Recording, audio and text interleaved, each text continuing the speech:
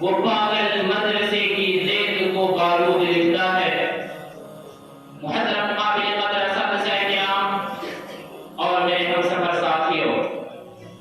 آج کے اس محفل سعید کے توسط سے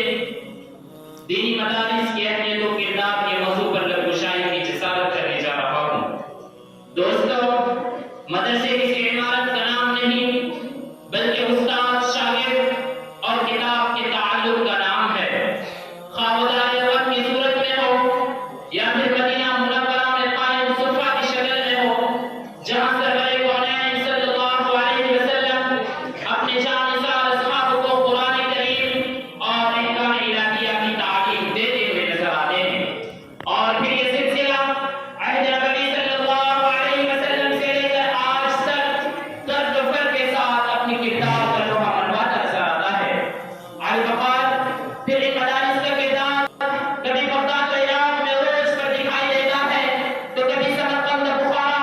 قال اللہ اور قال الرسول کی صداؤں سے گونج اٹھتے ہیں، تو کبھی کوفہ و بصرہ علم کا مرکز بن جاتے ہیں، اور 18ویں صدی میں بر صغیر کے اندر ام المدارس کی صورت میں ابھر کر تقریباً 150 سال سے اپنے علوم و فنون و قیوس کا مرکز بنا چلتا چلا رہا ہے۔ زیوقار ساتھیوں، مدارس دینیہ ذہنی سلسلے کی کڑیاں ہیں جو باہم مربوط ہے۔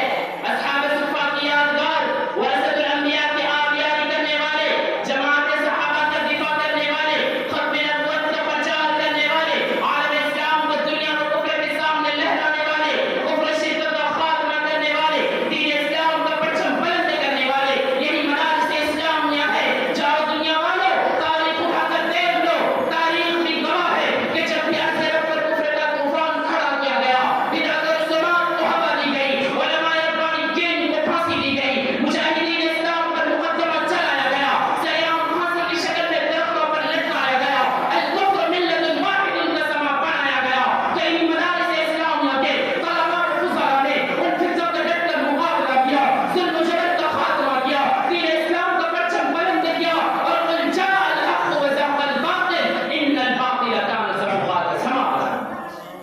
دنیا والوں، جس کی چمک دمک آج مشرق سے لے کر مغرب تک اور شمال سے لے کر جنوب تک